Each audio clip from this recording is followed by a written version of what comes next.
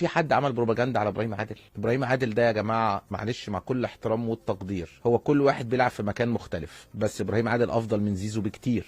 ابراهيم عادل دلوقتي افضل من بن شرقي بكتير. ابراهيم عادل افضل من امام عاشور، دي وجهه نظري يعني، ارقامه، وده اللي هوديكوا لمين ابراهيم عادل وايه مميزاته. لكن اشرف بن شرقي ايه بقى عيوبه؟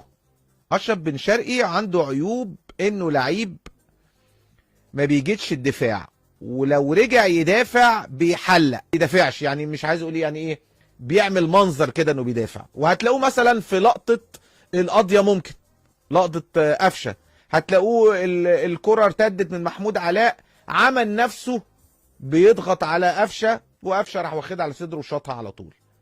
برضه في ماتش الزمالك، اما الزمالك اتعادل، برضو نسي خالص ان عمر جابر ناحية اليمين، وابتدى يتحرك بعد ما عمر جابر اتبسط له في الحتة الفاضية، ابتدى يرجع، ملحقش الكرة اتلعبت بالعرض، بن طايق جابها جول.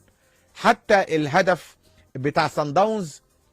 على فكره كابتن خالد، احنا كلنا عارفين كاهلاويه ان بن شرقي في الدفاع ضلاله. اه والله، واول واحد قلت ان بن شرقي كان غلطان في هدف الزمالك بتاع عمر جابر انا، وعارفين ان بن شرقي في الدفاع وحش، لكن هو لعيب جامد. اه والله. تاني حاجه، معلش عايز اقول لك بس حاجه كابتن خالد، معلش. انت كنت ما بتقولش الكلام ده على بن شرقي ليه؟ هو بيلعب في الزمالك ما بتقولش بيه، ما كنتش بتقول بيحلق وضعيف في الدفاع وكده وكده، اشمعنى يعني؟ ليه يعني؟ عمرك ما سمعت كده تقول كده، عمرك. احنا عارفين ان بن شرقي في الدفاع تعبان، بس احنا جايبين عشان الحته الهجوميه. معلش بقى.